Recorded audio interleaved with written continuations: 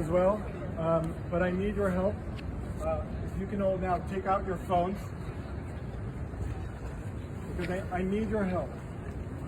So please take out your phones, put it on video. I'm going to stand here because I want everyone to see where I'm standing. I want everyone to see where we are.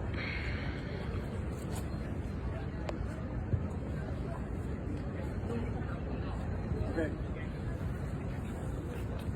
So everyone, please take out your phones because I want this message to get to every parent who sent their kids to Columbia University and trusted their kids and their children's safety with us. I want this message to get to every parent in America who sent their kids to NYU, to Harvard, to Stanford, to Berkeley. And I want you to know one thing: we cannot protect your child. And I'm not saying this as a professor. I should introduce myself. My name is Shai Davidai. I am a professor at Columbia Business School. I am Israeli. But before all of that, I am a dad. I have two beautiful children.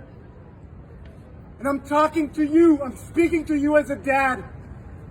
And I want you to know, we cannot protect your children from pro-terror student organizations because the president of Columbia University will not speak out against pro-terror student organizations, because the president of Harvard University, because the president of Stanford, because the president of Berkeley, they will not speak out against pro-terror student organizations. Last Saturday, 14 U.S. citizens were kidnapped into Gaza with 200 other Israeli, French, German, and other nationalities. 14 citizens of the U.S. are right now kidnapped in Gaza. And yet the president of the university is giving her support to pro-terror student organizations. I have an amazing 7-year-old son. Every night before I tuck him to sleep, we read a chapter of Harry Potter. And yet, to the students, to the pro-terror student organizations at Columbia, my 7-year-old son is a legitimate target of resistance just because he's Israeli. I have a 2-year-old daughter, a feisty 2-year-old daughter. She has two songs that are her favorite: Baby Shark and Shake It Off by Taylor Swift. And yet, to the pro-terror student organizations on campus here and at Harvard and at NYU and at Stanford and at Berkeley and at Northwestern, my 2-year-old daughter is a legitimate target of resistance. That is what they are selling. You are allowed to murder and kidnap my 2-year-old daughter in the name of resistance. And none of the presidents of universities all around the country are willing to take a stand. This is what cowards do. And I'll name it now. President Minouche Shafik of Columbia University, you are a coward. Because if President Biden can come up and say, no, this is unacceptable, this is inhumane, and if Eric Adams, the mayor of New York City, is able to say, this is not okay, then where are you, President Shafik of Columbia University? We are waiting for you to eradicate all pro-terror student organizations from campus. Last week, we had thousands of students chanting pro-terror songs that are sung right now in Iraq, in Libya, in Yemen, in Afghanistan. They were singing this not in Gaza, not in Afghanistan, here in New York City. And this is the school that you want to send your children to. They were celebrating the rape of teenage girls in a music festival in the name of resistance. They were celebrating this.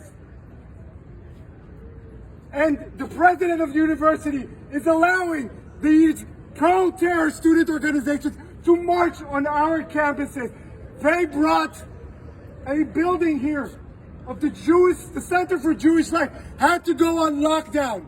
Not in Gaza, not in Tel Aviv, here in New York City. Because of this cowardice of the presidents of NYU, of Columbia, of Harvard. And I'm telling every parent in the United States, it does not matter if you're Jewish or Christian or Muslim or Hindu or Buddhist or an atheist like myself.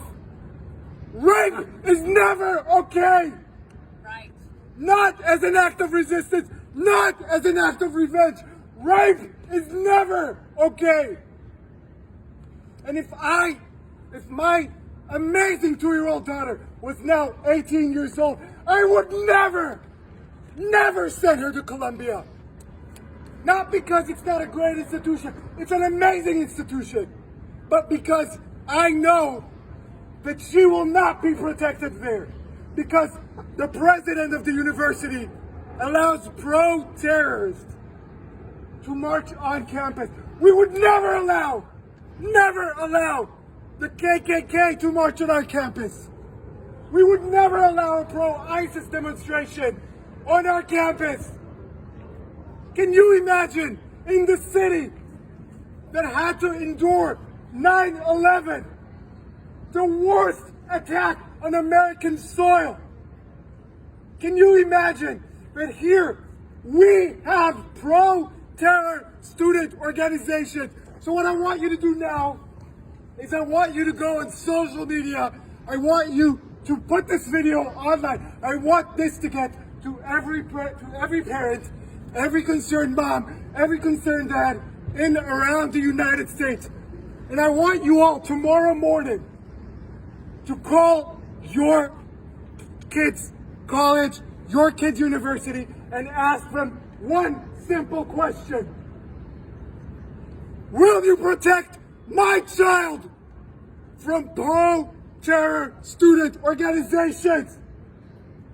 And if your kid is not yet in college, but you are a concerned parent or a concerned grandparent, I want you to call your senator, your representative in Congress, your governor, your mayor, and I want you to ask them, are the colleges in my city, in my state, who are funded by taxpayers' money,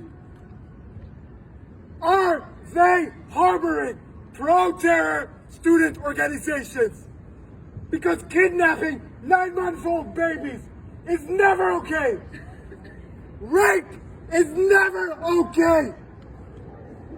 Murdering 89-year-old grandmothers who have Alzheimer's and do not know what is going on, shooting them in the head, executing them, is never okay. I'm sorry I'm getting emotional. I'm only emotional because I am a parent. People have asked me in the past few days, are you not afraid to speak up? You're putting your job on the line. You got it all wrong.